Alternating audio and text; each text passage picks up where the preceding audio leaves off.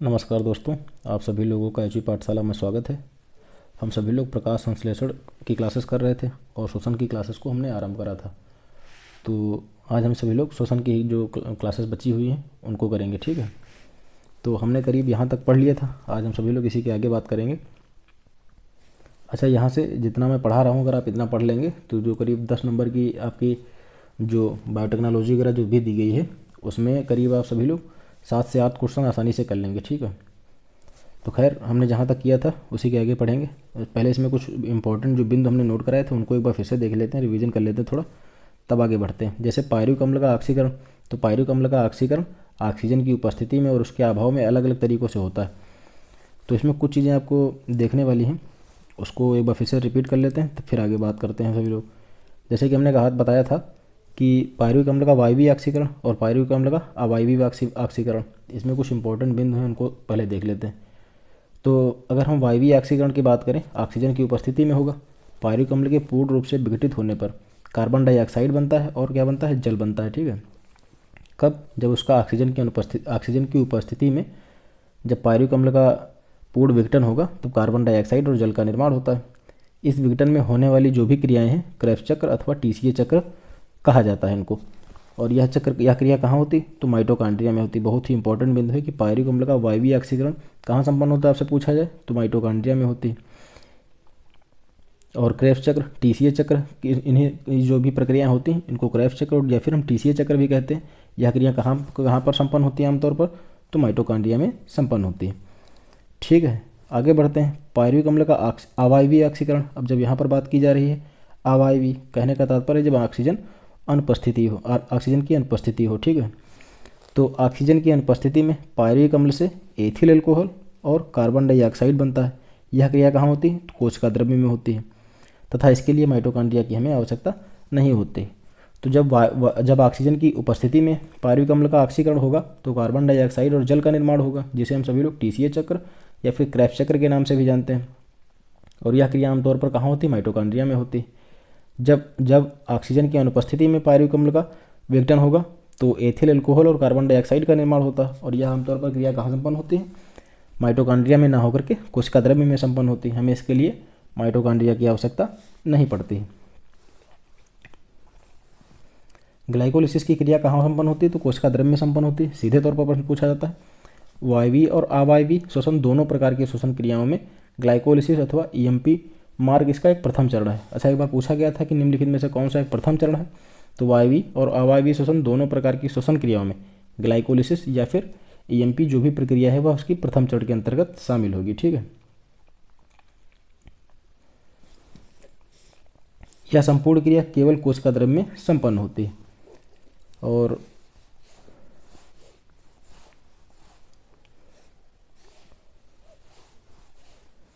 ये एक हमने बताया था कि काफ़ी इंपॉर्टेंट बिंदु है, इसको आप सभी लोग याद रखिए या आप चाहें तो पॉइंट आउट करके नोट्स भी बना सकते हैं। अवायवीय श्वसन, इसको एक बार देख लेते हैं। अवायवीय श्वसन काम में आता है अथवा ऑक्सीजन उपस्थित होने पर इलेक्ट्रॉन अभिगमन द्वारा 3 एटीपी का निर्माण करता है। इस प्रकार NADH2 के 2 अणुओं से 6 एटीपी का अतिरिक्त लाभ होता है। पूछा जाता है कि कितने एटीपी अणुओं का अतिरिक्त लाभ होता है, तो अवायवीय श्वसन में NADH2 का निर्माण किसमें होता है, किसमें प्रयोग किया जाता है, तो अवायवीय श्वसन में प्रयोग किया जाता है। और ऑक्सीजन उपस्थित होने पर इलेक्ट्रॉन अभिगमन द्वारा एटीपी के 3 अणुओं का निर्माण करता है, जबकि NADH2 के 2 अणुओं से हमें 6 एटीपी के अतिरिक्त अणुओं का लाभ होता है। तो हम सभी लोगों ने यहाँ तक पढ़ लिया था, आज हम सभी लोग आगे आगे बात करेंगे, ठीक है। तो अगला हमारा बिंदु दिया गया है कि पायरुविक अम्ल का निर्माण। ग्लाइकोलिसिस की अंतिम अभिक्रिया में फास्फोइनॉल पायरुविक अम्ल के प्रत्येक अणु से फास्फेट समूह अलग हो जाता है। कह रहा है कि जब ग्लाइकोलिसिस की अंतिम अभिक्रिया जब संपन्न हो रही होगी उसमें फास्फोइनॉल पायरुविक अम्ल के प्रत्येक अणु से फास्फेट समूह पृथक हो जाता है और पायरुविक अम्ल का क्या करता है, निर्माण करता है। तो गौर करने वाली बात यह है कि ग्लाइकोलिसिस की जो लास्ट अभिक्रिया होगी उसमें फास्फोइनॉल पायरुविक अम्ल के प्रत्येक अणु से कौन सा समूह पृथक होता है, तो फास्फेट समूह पृथक हो जाता है, जिससे किस चीज़ का निर्माण होता है, पायरुविक अम्ल का निर्माण होता है। यह अभिक्रिया फास्फोपायरुविक काइनेज एंजाइम द्वारा प्रेरित होती है। अच्छा, पहले हम सभी लोग इसको पढ़ लेंगे, फिर जैसे हम लोगों ने प्रकाश संश्लेषण से संबंधित करीब 30 क्वेश्चन जो महत्वपूर्ण हैं हम लोगों ने उनको करा है, तो इसी प्रकार पहले श्वसन का जो टॉपिक कंप्लीट हो जाएगा तो शोषण से संबंधित करीब 30 से 40 क्वेश्चन कर लेंगे, जो आपके एग्जाम के लिहाज से काफ़ी महत्वपूर्ण साबित हो सकते हैं। फास्फोइनाल पायरुविक अम्ल में विमुक्त फास्फेट जो समूह है एडीपी से संयोजित होकर के एटीपी का निर्माण करता है। तो कह रहा है कि जो ग्लाइकोलिसिस की लास्ट अभिक्रिया है उसमें फास्फोइनाल पायरुविक अम्ल से फास्फेट समूह आपका पृथक हो जाता है, जिससे पायरुविक अम्ल का निर्माण होता है। और जो ये फास्फेट समूह आपका पृथक होता है वो क्या करता है, कह रहा है कि फास्फोइनाल पायरुविक अम्ल से जो फास्फेट समूह पृथक होता है दोस्तों, वह एडीपी से क्या होता है, संयोजित हो जाता है और एटीपी का निर्माण करता है। तो अगर समझने की हम बात करें, जैसे फास्फेट समूह से क्या बन जाता है, एडीपी से संयोजित होता है, तब किसका निर्माण करता है, या एटीपी का निर्माण करता है। यहाँ पर देख सकते हैं कि ग्लाइकोलिसिस की अंतिम अभिक्रिया में फास्फोइनाल पायरुविक अम्ल के प्रत्येक अणु से फास्फेट समूह अलग हो जाता है, पायरुविक अम्ल का निर्माण करता है। यह अभिक्रिया फास्फोपायरुविक काइनेज एंजाइम है, इसके द्वारा उत्प्रेरित होती है और फास्फोइनाल पायरुविक अम्ल से फास्फेट समूह एडीपी से संयोजित होकर एटीपी बनाता है। हालांकि चीज़ें थोड़ी कठिन लग सकती हैं, पर क्या करें, पढ़ना पड़ेगा। सिलेक्शन लेने के लिए पढ़ना पड़ेगा, आपको अन्य लोगों से 2-4 कदम आगे पर चलना पड़ेगा, वरना आपके लिए दिक्कत हो जाएगी। और इसके कुछ प्रमुख विशेषताएं हैं, उनको देख लेते हैं। क्या है, इस क्रिया के अंत में ग्लूकोज के एक अणु से पायरुविक अम्ल के 2 अणुओं का निर्माण होता है। ये बहुत ही इंपॉर्टेंट है बिंदु, इन सबको आप याद रखिए। तो ग्लूकोज के जो हमने ग्लाइकोलिसिस से संबंधित जो भी क्रियाएँ करी है उससे संबंधित कुछ विशेष बिंदु हैं, उनको समझ लेते हैं कि इस क्रिया के अंत में ग्लूकोज के एक अणु से पायरुविक अम्ल के कितने अणुओं का निर्माण होता है, 2 अणुओं का निर्माण होता है। ग्लाइकोलिसिस में एटीपी के 4 अणु बनते हैं, जिनमें से 2 अणुओं का इसी क्रिया में उपयोग होता है और इस प्रकार ग्लाइकोलिसिस में एटीपी के 2 अणुओं का शुद्ध लाभ होता है। कह रहा है कि ग्लाइकोलिसिस में आमतौर पर बनते तो एटीपी के 4 अणु हैं, पर 2 एटीपी के जो अणु होते हैं उनका इस क्रिया में उपयोग हो जाता है। तो कितने बचते हैं, 2 अणुओं का शुद्ध लाभ होता है। उम्मीद है आप समझ पा रहे होंगे कहने का तात्पर्य क्या है। कह रहा है कि जो ग्लाइकोलिसिस की क्रिया है उसमें आमतौर पर एटीपी के अणु तो 4 बनते हैं, परंतु इस क्रिया के दौरान 2 एटीपी के अणुओं का उपयोग हो जाता है, तो बचते कितने, 2 शुद्ध अणु। तो इन्हीं का हम कह सकते हैं 2 शुद्ध अणुओं का लाभ होता है। अगला हमारा बिंदु है कि 1.1,3 डाईफास्फोग्लिसरल्डिहाइड से 1,3 डाईफास्फोग्लिसरिक अम्ल का निर्माण, ग्लिसरिक अम्ल का एक अणु कितना अणु बनता है, 1 अणु बनता है, तथा NaDH2 का 1 अणु बनता है। चूँकि ग्लूकोज के एक अणु से 1,3 डाईफास्फोग्लिसरल्डिहाइड के 2 अणु बनते हैं, अतः ग्लाइकोलिसिस में NaDH2 के 2 अणु बनते हैं। तो आपका सार क्या है, अगर आप ऊपर की चीज़ थोड़ा कन्फ्यूजिंग लग सकती है, आपको याद क्या रखना है कि ग्लाइकोलिसिस में NaDH2 के कितने अणु बनते हैं, तो 2 अणु बनते हैं। यह बहुत ही ज़रूरी लाइन है, इसको याद रखिए। बाकी आप ऊपर का छोड़ भी देंगे तो भी काम चल जाएगा, आप पढ़ना चाहें तो समझ सकते हैं। तो ग्लाइकोलिसिस में NaDH2 के कितने अणुओं का निर्माण होता है, तो 2 अणुओं का निर्माण होता है।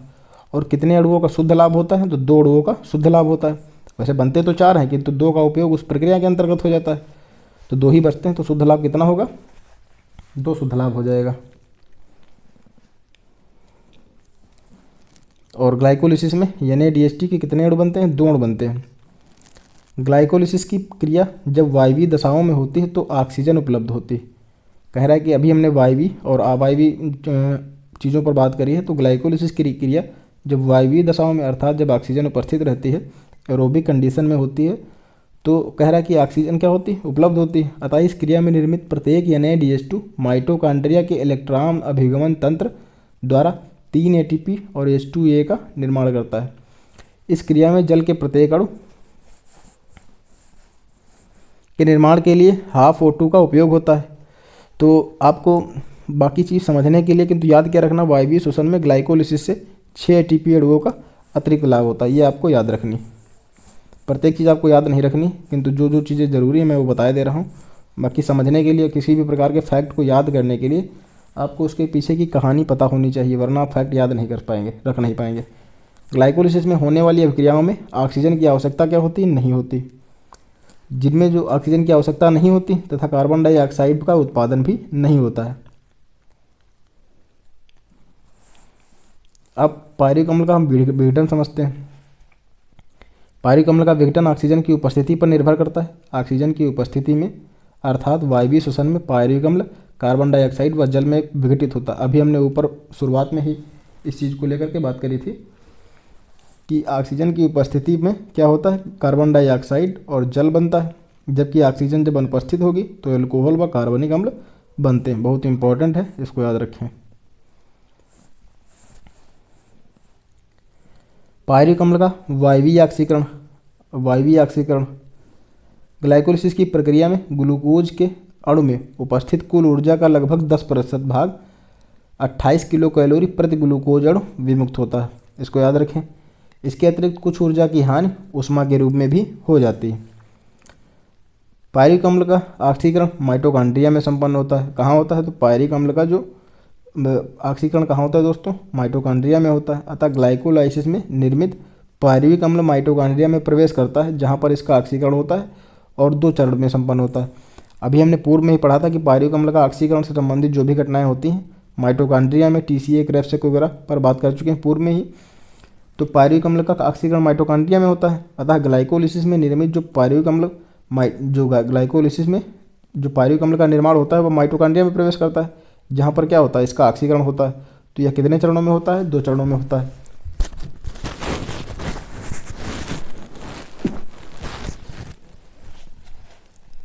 पहला चरण आपका कौन सा है?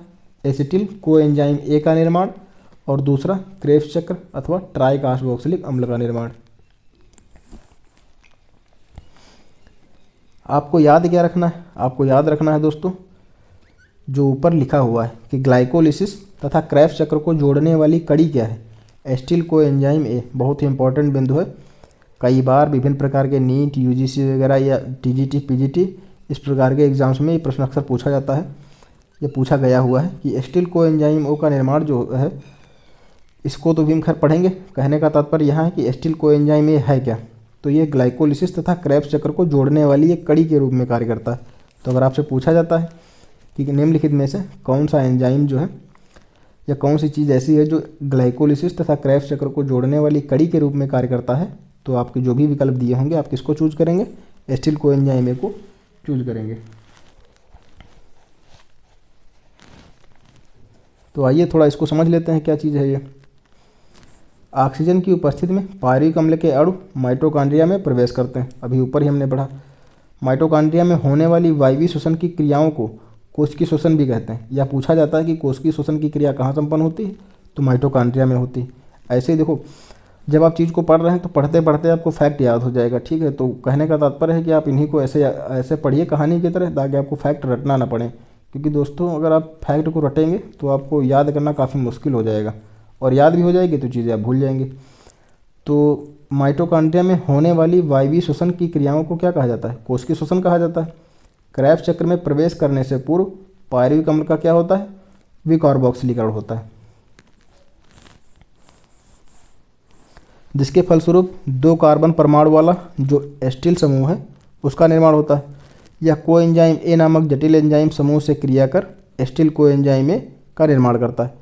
अच्छा, आप पहले पढ़ लेंगे, भले ही आप इसको याद ना करें, पर जब मैं पढ़ रहा हूँ अगर आप पूरे वीडियो देखते हैं तो जब हम सभी लोग क्वेश्चन कर रहे होंगे तो आप ऐसे ही कुछ ऑप्शंस को एलिमिनेट कर पाएंगे, आसानी से कर लेंगे। तो 2 कार्बन परमाणु वाला एसिटिल समूह बनाता है। यह कोएंजाइम ए नामक जटिल एंजाइम समूह की क्रिया करके एसिटिल कोएंजाइम ए का निर्माण करता है। विकार्बोक्सिलीकरण की संपूर्ण प्रक्रिया 5 सहकारकों में होती है। और किसकी किसकी आवश्यकता होती है? तो मैग्नीज आयन की आवश्यकता होती है, थायमीन की आवश्यकता होती है, NAD की आवश्यकता होती है, कोएंजाइम ए की आवश्यकता होती है, लिपोइक अम्ल की आवश्यकता होती है। जितना मैं इंपॉर्टेंट बताऊँ आपको, वो तो खैर आपको याद ही करना है। बाकी चीज़ें अगर मैं कह रहा हूँ तो आप अपने समझने के लिए और फैक्ट रटना ना पड़े उसके लिए पढ़ सकते हैं वीडियो को रोक करके। बाकी जितना मैं इंपॉर्टेंट बताऊँ तो उतना तो छोड़ना ही नहीं। इस प्रकार पायरुविक अम्ल के 3 कार्बनिक यौगिक से 1 कार्बन डाइऑक्साइड, 1 कार्बनिक यौगिक और 1 एसिटिल कोएंजाइम में 2 कार्बनिक यौगिक अणु बनाते हैं। ये चीज़ याद करने वाली खैर आपके है नहीं।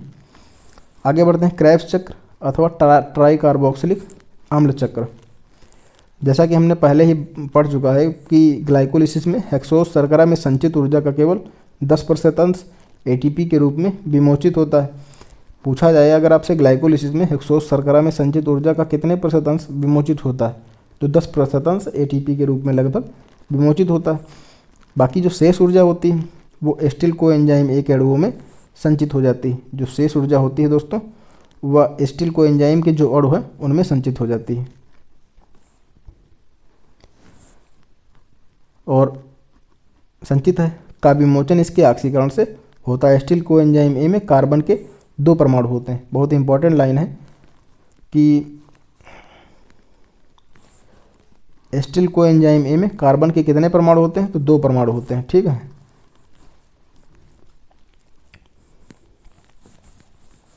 बाकी साइट्रिक अम्ल का निर्माण ऑक्सिलो एस्टिक अम्ल 4 कार्बन एस्टिल कोएंजाइम ए के साथ मिलकर 6 कार्बनिक यौगिक साइट्रिक अम्ल का निर्माण करते हैं। सिस इकोनिटिक अम्ल का निर्माण साइट्रिक अम्ल से दोस्तों ये पूछे जाते हैं थोड़ी, इसलिए मैं बता रहा हूँ आपको। जब हम क्वेश्चन कर रहे होंगे तो उसमें देखेंगे। इससे एक बार पूछा गया था क्वेश्चन कि साइट्रिक अम्ल से जब जल का जब एक अणु निकल जाएगा और एक अन्य 6 कार्बनिक यौगिक सिस इकोनिटिक अम्ल का निर्माण होता है। तो इसको शुरू से ही इसको जब पढ़ेंगे तब समझ पाएंगे। देखो साइट्रिक अम्ल का निर्माण ऑक्सिलो एस्टिक अम्ल एसिटिक कोएंजाइम ए के साथ मिलकर, जो ऑक्सिलो एस्टिक एसिड है आपका, वो एस्टिल कोएंजाइम के साथ मिलकर के क्या बनाता है, साइट्रिक अम्ल बनाता है। और जब कह रहा है कि साइट्रिक अम्ल से जल का एक अणु आप निकाल देंगे तब सिस इकोनिटिक अम्ल आपका बन जाएगा, ठीक है। और सिस इकोनिटिक अम्ल से जल का उपयोग करके क्या बनता है, आइसोसाइट्रिक अम्ल बनता है। ये सभी जुड़े हुए आपस में ही हैं। और आइसोसाइट्रिक अम्ल जो यहाँ बनेगा उसका अगले चरण में इस्तेमाल होगा। आइसोसाइट्रिक अम्ल के ऑक्सीकरण से 6 कार्बनिक यौगिक अर्थात ऑक्जेलो सक्सेनिक अम्ल का निर्माण होता है। यह क्रिया हाइड्रोजन के 2 परमाणु निकलते हैं जिन्हें NAD क्या करता है, ग्रहण करने का कार्य करता है। अल्फा कीटो ग्लूटेरिक अम्ल का निर्माण कैसे होता है, तो जो भी ऊपर बना था ऑक्जेलो सक्सेनिक अम्ल के विकार्बोक्सिलीकरण से कार्बन डाइऑक्साइड का क्या होता है, विमोचन होता है। पूछा जाएगा कार्बन डाइऑक्साइड का विमोचन किससे होता है, तो ऑक्जेलो सक्सेनेट एसिड के विकार्बोक्सिलीकरण से कार्बन डाइऑक्साइड का विमोचन होता है। और एक 5 कार्बन यौगिक का अल्फा कीटो ग्लूटेरिक अम्ल का निर्माण होता है। हालांकि ये इतना नहीं, यहाँ तक ज़्यादा इंपॉर्टेंट है, याद रखिए नंबर 4 तक, बाकी आप पढ़ लीजिए। फिर अल्फा कीटो ग्लूटेरिक अम्ल के ऑक्सीकारी विकार्बोक्सिलीकरण से सक्सेनिक को ए और कार्बन डाइऑक्साइड का निर्माण होता है। इसके तहत इस चरण में NAD के एक अणु का अपचयन भी होता है और NADH2 भी बनता है। तो आपको क्या याद रखना है कि साइट्रिक अम्ल ऑक्जेलो acetic acid acetyl coenzyme A से मिलकर के क्या बंद करता है, साइट्रिक अम्ल का निर्माण करता है। साइट्रिक अम्ल से जब जल का एक अणु निकल जाता है तो सिस इकोनिटिक अम्ल का निर्माण करता है। और सिस इकोनिटिक अम्ल से जल का जब उपयोग करके सिस इकोनिटिक अम्ल से जो अम्ल होता है वो जल का इस्तेमाल करके क्या करता है, आइसोसाइट्रिक अम्ल का निर्माण करता है। और आइसोसाइट्रिक अम्ल की ऑक्सीकरण से ऑक्जेलो सक्सेनिक एसिड का निर्माण होता है, ठीक है, जिसमें हाइड्रोजन के 2 परमाणु निकलते हैं और NAD ग्रहण करने का कार्य करता है। और जो आपका ऑक्जेलो सक्सेनिक एसिड है उसके विकार्बोक्सिलीकरण से कार्बन डाइऑक्साइड का विमोचन होता है और अल्फा कीटो ग्लूटेरिक अम्ल का निर्माण होता है। वहीं जो अल्फा कीटो ग्लूटेरिक अम्ल के ऑक्सीकारी विकार्बोक्सिलीकरण से सक्सेनिल को ए और कार्बन डाइऑक्साइड बनते हैं। इस चरण में क्या होता है, NAD के एक अणु का अपचयन भी होता है और NADH2 का निर्माण भी होता है। आप दोस्तों यहाँ तक याद रखिए पॉइंट 4 तक। अच्छा, पॉइंट 5 आप पढ़ लीजिए समझने के लिए, ताकि आपको अगर पूछ लिया जाए तो कर पाएंगे। बाकी ऊपर के 4 आपको याद रखने हैं।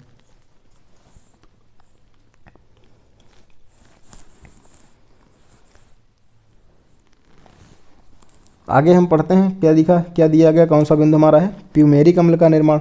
जो आपका सक्सेनिक एसिड है ऑक्सीकृत होकर के प्यूमेरिक अम्ल बनाता है। सीधे तौर पर अगर आपसे पूछ लिया जाए प्यूमेरिक अम्ल का निर्माण कैसे होता है, तो आप बता पाएंगे कि सक्सेनिक अम्ल जब ऑक्सीकरण होगा उसका तो प्यूमेरिक अम्ल का निर्माण करेगा। इस प्रक्रिया में हाइड्रोजन के 2 परमाणु निकलते हैं और ये फ्लेविन एडेनिन डाई न्यूक्लियोटाइड का ग्रहण करने का कार्य करता है। मैलिक अम्ल का निर्माण, जो आपका प्यूमेरिक अम्ल है, ये जो आपका प्यूमेरिक अम्ल है इससे क्या होता है, प्यूमेरिक अम्ल से जल के अणु संयोजित होकर के क्या करते हैं, मैलिक अम्ल का निर्माण करते हैं। ये चीज़ें याद करना इतना कठिन नहीं है, अगर आप थोड़ी मेहनत करेंगे तो याद हो जाएंगी। और मैलिक अम्ल के ऑक्सीकरण से क्रेब्स चक्र की अंतिम क्रिया, मैलिक अम्ल का ऑक्सीकरण क्रेब्स चक्र की अंतिम क्रिया, इस क्रिया द्वारा ऑक्सिलो एस्टिक अम्ल का पुनर्जनन होता है। बहुत ही इंपॉर्टेंट है, इसको याद रखिए कि मान लीजिए आपसे पूछा जाए कि मैलिक अम्ल क्रेब्स चक्र की अंतिम क्रिया कौन सी है, तो मैलिक अम्ल का ऑक्सीकरण क्रेब्स चक्र की अंतिम प्रक्रिया है और इस प्रक्रिया के द्वारा क्या होता है, ऑक्सिलो एस्टिक अम्ल का पुनर्जनन होता है। ठीक है, यह लास्ट स्टेज है क्रेब्स चक्र की, तो इसमें जिसमें मैलिक अम्ल का ऑक्सीकरण होता है। ठीक है, आगे बढ़ते हैं। पायरुविक अम्ल का अवायवीय ऑक्सीकरण, तो हमने अभी वायवीय ऑक्सीकरण पढ़ा, अब हम सभी लोग अवायवीय ऑक्सीकरण पर पढ़ेंगे।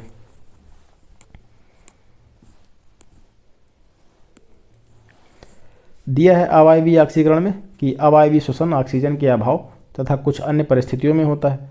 अवायवीय श्वसन में क्या होता है, ऑक्सीजन दूर रहती है, वह अनुपस्थित रहती है। इस प्रक्रिया में ग्लाइकोलिसिस में बने पायरुविक अम्ल के दो भिन्न भिन्न क्रियाओं में निम्नलिखित विधि से विघटित होते हैं। तो आपको याद क्या रखना है कि अवायवीय ऑक्सीकरण में एथिल अल्कोहल तथा कार्बन डाइऑक्साइड के दो दो अणु बनते हैं। तो आपको याद रखना है कि पायरुविक अम्ल के अवायवीय ऑक्सीकरण की प्रक्रिया में एथिल अल्कोहल तथा कार्बन डाइऑक्साइड का निर्माण होता है। और वायवीय स्थिति में क्या बनता है, पूर्व में हम सभी लोग बात कर चुके हैं। तो एथिल अल्कोहल का बनना कैसे रहेगा, चीज समझ लीजिए। अवायवीय परिस्थितियों में यीस्ट और कुछ अन्य पादप कोशिकाओं में एथिल अल्कोहल दो चरणों में निर्माण होता है। जैसे पायरुविक अम्ल के वी कार्बोक्सिलीकरण से एस्टल्डिहाइड बनता है। ठीक है, ये आपका दिया है पायरुविक एसिड। अच्छा, फार्मूला भी पूछा जा सकता है, फार्मूला भी पढ़ याद रखिए। तो जो पायरुविक एसिड है उसका क्या होता है, वी कार्बोक्सिलीकरण होता है, जिससे एस्टल्डिहाइड बनता है। और अगली प्रक्रिया में एस्टल्डिहाइड के रिडक्शन से एथिल अल्कोहल बनता है। अगली प्रक्रिया में क्या होता है, एस्टल्डिहाइड का रिडक्शन हो जाता है, अपचयन होता है, तो एथिल अल्कोहल का निर्माण होता है। और इस क्रिया में जो ग्लाइकोलिसिस में NADH2 का उपयोग होता है और पुनः NAD बनता है। तो इस प्रकार पायरुविक अम्ल के दो अणुओं से एथिल अल्कोहल के दो अणु और कार्बन डाइऑक्साइड के भी दो अणु बनते हैं। कितने कितने अणु बनते हैं, तो अवायवीय ऑक्सीकरण में पायरुविक अम्ल के एथिल अल्कोहल और कार्बन डाइऑक्साइड के दो दो अणुओं का निर्माण होता है। लैक्टिक अम्ल का निर्माण कैसे होता है, तो प्राणियों के पेशी ऊतकों तथा कुछ बैक्टीरिया के अवायवीय श्वसन में पायरुविक अम्ल से लैक्टिक अम्ल का निर्माण होता है। इंपॉर्टेंट है, याद रखेंगे।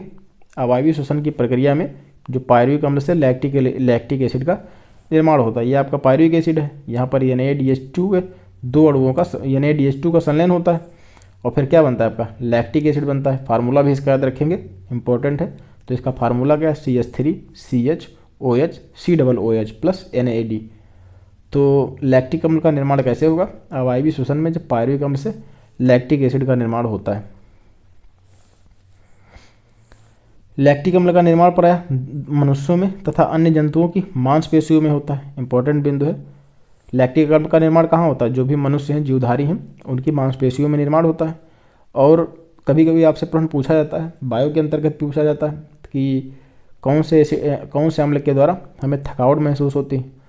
तो अधिक शारीरिक परिश्रम करने अथवा दौड़ने पर मांसपेशियों में कोशिकीय श्वसन के लिए पर्याप्त ऑक्सीजन क्या होती है, नहीं मिल पाती है। ऐसी परिस्थितियों में लैक्टिक एसिड का निर्माण होता है, जो मांसपेशियों में एकत्र हो जाता है, जिसके कारण से मनुष्य को थकावट महसूस होने लगती है। तो कभी कभी पूछा जाता है कि किसके कारण थकावट महसूस होती है, तो लैक्टिक एसिड के कारण होती है। ऐसा क्यों होता है, तो पर्याप्त मात्रा में, अधिक हार्डवर्क करने पर पर्याप्त मात्रा में कोशिकीय श्वसन के लिए हमें ऑक्सीजन की नहीं मिल पाती है। ऐसी स्थिति में इंसान को थकावट महसूस होती है लैक्टिक एसिड के कारण। वायवीय श्वसन में ग्लाइकोलिसिस और क्रेब्स चक्र में जो प्राप्त उत्पाद कौन कौन से हैं, तो एटीपी का निर्माण क्या है, ग्लाइकोलिसिस तथा क्रेब्स चक्र में दोनों में एटीपी का संश्लेषण होता है। एटीपी का संश्लेषण कहाँ होता है, ग्लाइकोलिसिस में भी होता है और क्रेब्स चक्र में दोनों में भी होता है। वायवीय श्वसन में ग्लाइकोलिसिस में 8 एटीपी के अणुओं का शुद्ध लाभ होता है।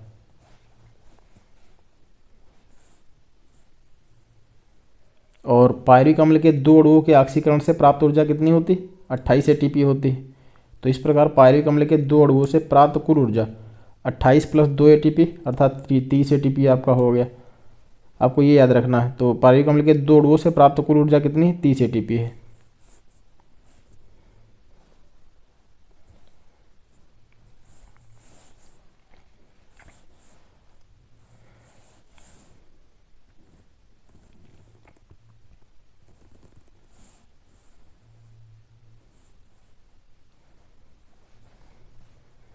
तो ग्लूकोज के एक अणु के वायवीय ऑक्सीकरण से प्राप्त कुल ऊर्जा कितनी हो गई आपकी, 38 एटीपी हो गई। ये भी याद रखना है। तो ग्लूकोज के एक अणु से वायवीय ऑक्सीकरण से प्राप्त कुल ऊर्जा कितनी, 38 एटीपी पूछा गया है। जब हम सभी लोग प्रश्न उत्तर करेंगे तब जान पाएंगे। एटीपी में संचयित ऊर्जा। अगला हमारा बिंदु क्या है, एटीपी में संचयित ऊर्जा। ग्लूकोज के प्रत्येक अणु के पूर्ण ऑक्सीकरण से प्राप्त ऊर्जा अर्थात जो 38 एटीपी है माइटोकॉन्ड्रिया में संचित होती। कहाँ संचित होती? माइटोकॉन्ड्रिया में संचित होती। प्रत्येक एटीपी अणु के एडीपी में जल अपघटन होने पर 7.28 किलो कैलोरी ऊर्जा जो होती है विमुक्त होती। तो इस प्रकार अगर हम 38 एटीपी अणुओं की बात करें तो 38 गुणे 7.28 हो गया आपका, तो 276.64 किलो कैलोरी ऊर्जा प्राप्त होती। बहुत इंपॉर्टेंट बिंदु है कि ग्लूकोज के प्रत्येक अणु में 689 किलो कैलोरी ऊर्जा संचयित होती। वायवीय श्वसन के फलस्वरूप 38 एटीपी के अणुओं में 276.64 किलो कैलोरी अथवा 40.37 किलो कैलोरी 40.37% ऊर्जा संतहित रहती है। शेष ऊर्जा 62.63% ऊष्मा के रूप में विमोचित हो जाती है। तो इसमें आपको याद क्या रखना है? याद रखना है आपको ग्लूकोज के एक अणु के वायवीय ऑक्सीकरण से प्राप्त कुल ऊर्जा 38 एटीपी होती है और ग्लूकोज के प्रत्येक अणु में 689 किलो कैलोरी ऊर्जा संचित रहती है। 38 एटीपी से जो अणुओं में जो कैलोरी ऊर्जा कितनी रहती है तो 276.64 किलो कैलोरी, और एक अणु में कितनी होती है तो 7.2 किलो कैलोरी।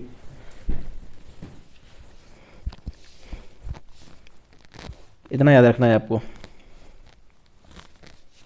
अगला हमारा क्या है, शटल तंत्र है।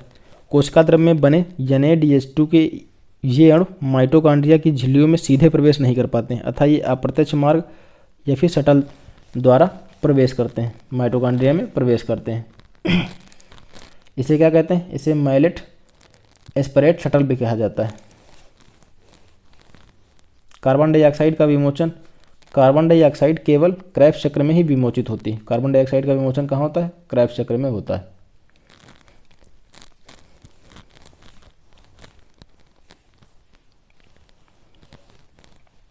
ग्लूकोज के एक अणु से वायवीय श्वसन में विमोचित कुल कार्बन डाइऑक्साइड कितनी होती? 6 कार्बन डाइऑक्साइड होती। 6 अणु कार्बन डाइऑक्साइड के होते हैं। जल के ग्लूकोज जल के अणुओं का निर्माण कैसे होता है? ग्लूकोज के एक अणु के पूर्ण ऑक्सीकरण में जल के कितने अणु बनते हैं? 16 अणु बनते हैं। ग्लूकोज के एक अणु के पूर्ण ऑक्सीकरण के फलस्वरूप जल के कितने अणुओं का निर्माण होता है? 16 अणुओं का निर्माण होता है। इनमें से 4 अणुओं का निर्माण ग्लाइकोलाइसिस में, 12 अणुओं का निर्माण क्रेब्स चक्र में होता है। क्या है? तो फिर से समझते हैं कि जल के अणुओं का निर्माण जब ग्लूकोज के एक अणु का पूर्ण ऑक्सीकरण होगा तो उससे जल के 16 अणु बनते हैं, जिनमें से 4 अणुओं का निर्माण तो ग्लाइकोलिसिस में होता है और 12 अणुओं का निर्माण क्रेब्स चक्र में होता है। क्या कह रहा है कि जो ग्लूकोज है, देखिए इधर यहाँ पर बात ग्लूकोज की जा रही है, तो ग्लूकोज के एक जब पूर्ण ऑक्सीकरण होगा एक अणु का तो उससे कुल कितने अणु बनेंगे? 16 अणु बनेंगे, जिनमें से 4 अणुओं का निर्माण तो ग्लाइकोलिसिस में होगा। 4 अणु कहाँ होंगे? ग्लाइकोलिसिस में।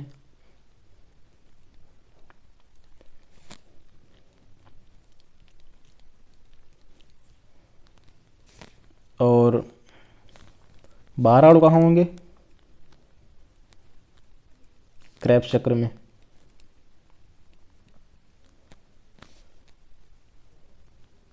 ठीक है, तो ग्लूकोज के एक अणु के पूर्ण रूप से ऑक्सीकरण के फलस्वरूप जल के करीब 16 अणुओं का निर्माण होता है, जिनमें से 4 अणु ग्लाइकोलिसिस में जबकि 12 अणु क्रेब्स चक्र में निर्मित होते हैं।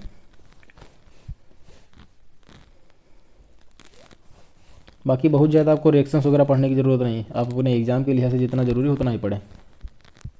क्रेब्स चक्र में यहाँ पर दिया हुआ अभी हमने समझा कि क्रेब्स चक्र में जल के कुल अणुओं का निर्माण 12:2 का होता है, और वहीं ऊपर पूरी प्रक्रिया दिखाई गई है।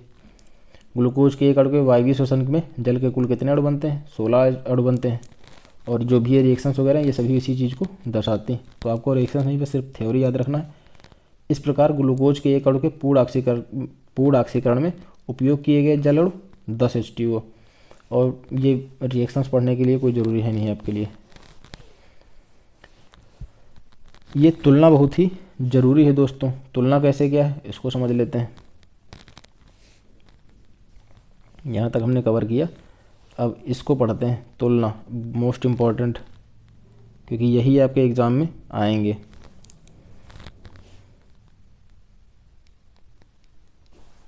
क्या है? ऑक्सी फास्फोरिलेशन और प्रकाश फास्फोरिलेशन। किन किन चीज़ों के मध्य तुलना करना है आपको? ऑक्सी कारी फास्फोरिलेशन और प्रकाश फास्फोरिलेशन। तो पहला हमारा बिंदु क्या है? पहला हमारा बिंदु है कि जो ऑक्सीकारी फास्फोरिलेशन यह कहाँ होता है? यह क्रिया आमतौर पर श्वसन में होती है दोस्तों, जबकि प्रकाश फास्फोरिलेशन कहाँ होता है? यह आमतौर पर प्रकाश संश्लेषण के समय होती है। प्रकाश फास्फोरिलेशन को एक तौर पर हम समझने के लिए प्रकाश संश्लेषण से ही संबंधित कर सकते हैं। तो प्रकाश फास्फोरिलेशन कहाँ होता है? प्रकाश संश्लेषण के समय यह संपन्न होने का कार्य करता है। ऑक्सीकारी फास्फोरिलेशन माइटोकॉन्ड्रिया के अंदर होती है दोस्तों, जबकि प्रकाश फास्फोरिलेशन क्लोरोप्लास्ट के अंदर होती है। ठीक है, यह ऑक्सी जो कार्य आपकी फास्फोरिलेशन है यह माइटोकॉन्ड्रिया में संपन्न होती है, जबकि प्रकाश फास्फोरिलेशन क्लोरोप्लास्ट के अंदर होती है। ऑक्सीकारी फास्फोरिलेशन में एटीपी का संश्लेषण माइटोकॉन्ड्रिया के अंदर की झिल्ली पर होता है। जो झिल्ली पर उपस्थित क्रिस्टी में पाए जाने वाले जो F1 कण होते हैं वहाँ पर होता है। जैसे माइटोकॉन्ड्रिया की अगर हम संरचना की बात करें, मान लीजिए हमारी ये दोस्तों माइटोकॉन्ड्रिया है।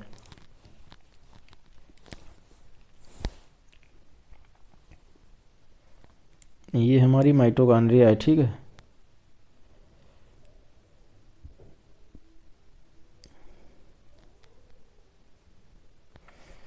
और कुछ छोटे छोटे कण पाए जाते हैं इनमें, उंगलियों के समान जो संरचना होती है इनमें कुछ छोटे छोटे कण पाए जाते हैं, जिन्हें हम क्या कहते हैं? ये क्रिस्टी कहलाती हैं दोस्तों। ये जो संरचनाएं होती हैं ये सभी क्या कहलाती हैं? ये क्रिस्टी कहलाती हैं, जो उंगली के समान संरचनाएं हैं। तो एटीपी का संश्लेषण माइटोकॉन्ड्रिया के अंदर की झिल्ली पर उपस्थित क्रिस्टी में पाए जाने वाले जो F1 कण होते हैं दोस्तों, यहाँ पर इन कणों पर होती है, जबकि एटीपी का संश्लेषण क्लोरोप्लास्ट की पटलिकाओं पर होता है। क्लोरोप्लास्ट की संरचना इन सब हम लोगों ने पूर्व में ही हम सब ने इस पर बात कर ली है। तो इस फास्फोरिलेशन की ऑक्सीकारी क्रियाओं के लिए ऑक्सीजन आवश्यक है, और इस फास्फोरिलेशन के लिए ऑक्सीजन की आवश्यकता नहीं होती, परंतु PS1 PS सेकेंड से यह संबंध रखता है। PS1 PS सेकेंड के बारे में विस्तार से हम सभी लोग अच्छे से पढ़ चुके हैं। फास्फोरिलेशन की क्रिया इलेक्ट्रॉन अभिगमन तंत्र के अंतर्गत होती है, ETS के अंतर्गत। वहीं जो ATP बनने की क्रिया चक्रीय और अचक्रीय इलेक्ट्रॉन स्थानांतरण के समय होती है। तो एक बार फिर से समझते हैं इसको, ताकि आपको अच्छे से याद हो जाए। आप पॉइंट वाइज ऐसे याद रखिए, पहले ऑक्सी फास्फोरिलेशन को पढ़ लेते हैं, फिर प्रकाश फास्फोरिलेशन को पढ़ लेते हैं। तो ऑक्सी फास्फोरिलेशन की क्रिया श्वसन के अंदर होती है। यह क्रिया आमतौर पर माइटोकॉन्ड्रिया के अंदर संपन्न होती है। ऑक्सीकारी फास्फोरिलेशन की क्रिया में एटीपी का संश्लेषण माइटोकॉन्ड्रिया के अंदर की झिल्ली पर उपस्थित जो क्रिस्टी पर F1 कण पाए जाते हैं वहाँ पर संपन्न होती है, जबकि इसमें फास्फोरिलेशन की ऑक्सीकारी क्रियाओं के लिए ऑक्सीजन आवश्यक होती है। वहीं फास्फोरिलेशन की क्रिया इलेक्ट्रॉन अभिगमन तंत्र के अंतर्गत होती है। बहुत इंपॉर्टेंट लाइन है, ऑक्सीकारी फास्फोरिलेशन की जो क्रिया होती है कहाँ होती है? तो इलेक्ट्रॉन अभिगमन तंत्र के अंतर्गत होती है। अब प्रकाश फास्फोरिलेशन को पढ़ते हैं। यह क्रिया प्रकाश संश्लेषण के समय होती है और क्लोरोप्लास्ट के अंदर संपन्न होती है। प्रकाश फास्फोरिलेशन में एटीपी का संश्लेषण क्लोरोप्लास्ट की पटलिकाओं पर होता है, जबकि फास्फोरिलेशन के लिए ऑक्सीजन की आवश्यकता हमें नहीं होती, और इसमें होती है ऑक्सीजन की आवश्यकता। परंतु हमें प्रकाश फास्फोरिलेशन में ऑक्सीजन की तो आवश्यकता नहीं होती, किंतु यह PS1 PS सेकेंड से संबंध रखता है।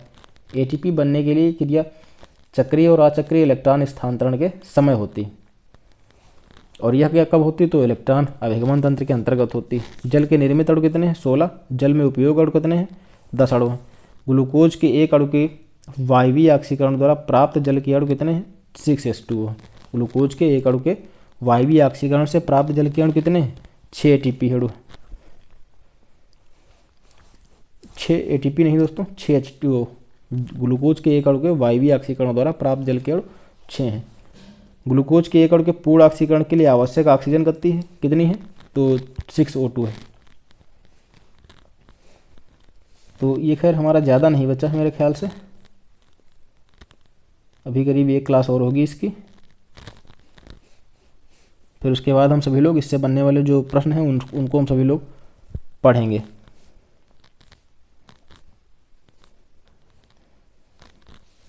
तो हमारा अगला बिंदु क्या रहेगा? इलेक्ट्रॉन अभिगमन तथा एटीपी का संश्लेषण रहेगा। तो ये हम दोस्तों अगले वीडियो में करेंगे, और यहाँ से लगभग मेरा ख्याल है इसकी एक और क्लास होगी, और उतने में ही ये समाप्त हो जाएगा।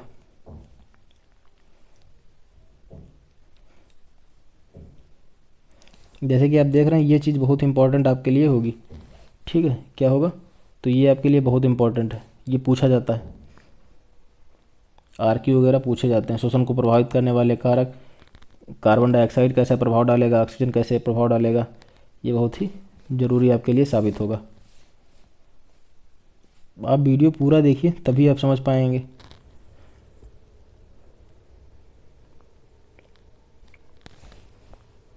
तो हमने कहाँ तक पढ़ा, ऑक्सीकारी फास्फोरिलेशन तक पढ़ा और प्रकाश फास्फोरिलेशन को पढ़ा। तो इम्पॉर्टेंट है, फिर इनको याद रखिए। थोड़ा और पढ़ लेते हैं। इलेक्ट्रॉन अभिगमन तथा एटीपी का संश्लेषण।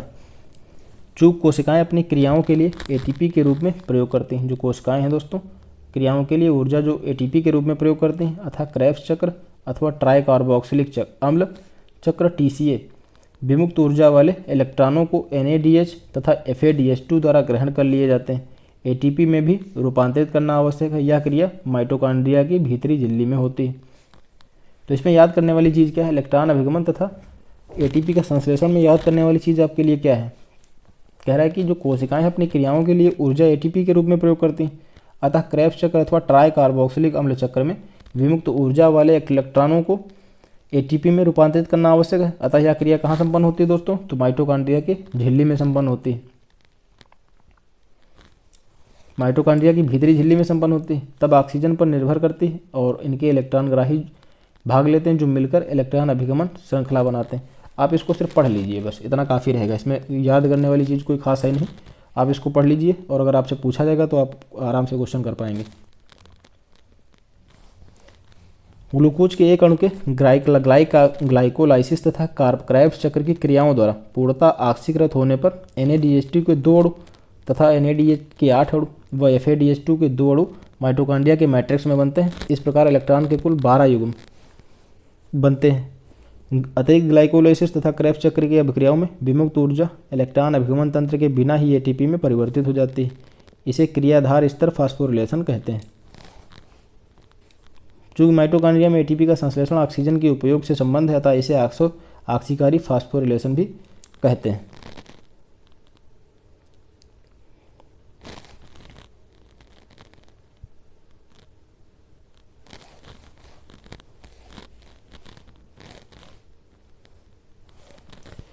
दोस्तों ये एटीपी के संश्लेषण में ये चीज़ इम्पोर्टेंट है, इसको सभी लोग क्या करते हैं, पढ़ लेते हैं, फिर एम्फीबोलिक पथ से अगले दिन पढ़ेंगे। तो अच्छा, इसको पूर्व की कहानी इसमें ज़्यादा पढ़ने की ज़रूरत है नहीं, अब बस ऐसे चाहें तो इसको याद रखें या समझ लीजिए। यह क्रिया माइटोकॉन्ड्रिया की भीतरी झिल्ली में उपस्थित एक अतिरिक्त प्रोटीन CF0 से लेकर के CF1 ATP सिंथेटेज द्वारा की जाती है। इसे सम्मिश्र V अर्थात कॉम्प्लेक्स V भी कहते हैं। इस प्रोटीन के दो मुख्य घटक F1 और F0 हैं। F1 एक परिधीय प्रोटीन सम्मिश्र है जो ADP व PI से ATP के संश्लेषण के लिए उत्प्रेरक स्थल का कार्य करता है। F1 प्रोटीन F0 प्रोटीन से संलग्न होता है। F0 प्रोटीन जो होती है दोस्तों, झिल्ली की प्रोटीन के सम्मिश्र का अभिन्न है। एक बार ये पूछा गया है कि मतलब V कॉम्प्लेक्स किसे कहते हैं, ये आया हुआ है कि सम्मिश्र V अर्थात V कॉम्प्लेक्स भी कहा जाता है। तो माइटोकॉन्ड्रिया के भीतरी झिल्ली में उपस्थित एक अतिरिक्त प्रोटीन है, कौन सी, ये है आपके, इसे क्या कहा जाता है, कॉम्प्लेक्स V कहा जाता है। तो CF0 से लेकर के CF1 ATP अर्थात ATP सिंथेटेज द्वारा जो भी प्रक्रिया संपन्न करी जाती है उसे हम क्या कहते हैं, V कॉम्प्लेक्स कहते हैं। इसके दो घटक होते हैं V कॉम्प्लेक्स के, कौन कौन से घटक होते हैं, तो F1 F0 होते हैं। F1 क्या होता है, तो यह एक प्रकार की प्रोटीन सम्मिश्र है जो ADP व अकार्बनिक फास्फेट अर्थात PI से ATP के संश्लेषण के लिए उत्प्रेरक स्थल का कार्य करने का कार्य करती है। F1 प्रोटीन F0 प्रोटीन से आपस में जुड़ी हुई होती हैं। F0 प्रोटीन झिल्ली के प्रोटीन सम्मिश्र का अभिन्न अंग है। तो आप बस इतना याद रखिए कि V कॉम्प्लेक्स क्या है, ये इतना याद रखिए बस, बाकी कौन किसका घटक है इतना याद रखने की ज़रूरत है नहीं आपको। एम्फीबोलिक पथ पर हम सभी लोग अगले दिन बात करेंगे और क्रियाधार वगैरह क्या है इन सब पर हम आगे पढ़ेंगे। तो उम्मीद है चीज़ें आपकी समझ में भी आई होंगी और आप अपनी पढ़ाई को जारी रखिए। मिलते हैं अगले दिन अगले लेक्चर में। एटीपी की संश्लेषण के अंतर्गत हम सभी लोगों ने क्या पढ़ा, जो V कॉम्प्लेक्स प्रोटीन है, V कॉम्प्लेक्स अर्थात सम्मिश्र V किसे कहते हैं, तो इसको हम लोगों ने समझा। इसमें आपको याद रखने वाली चीज़ बस इतनी ही है इसीलिए मैंने पिछली कहानी पूरी ज़्यादा विस्तार से पढ़ी नहीं। आप इतना याद रखिए, यही आपका काम कर जाएगा।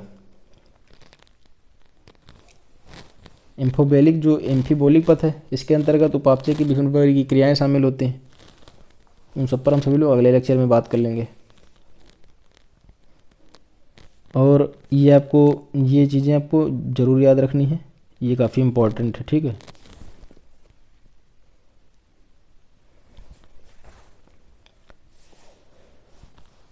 चलिए खैर ठीक है, आज का लेक्चर हमारा यहीं तक रहेगा। मिलते हैं अगले दिन। धन्यवाद।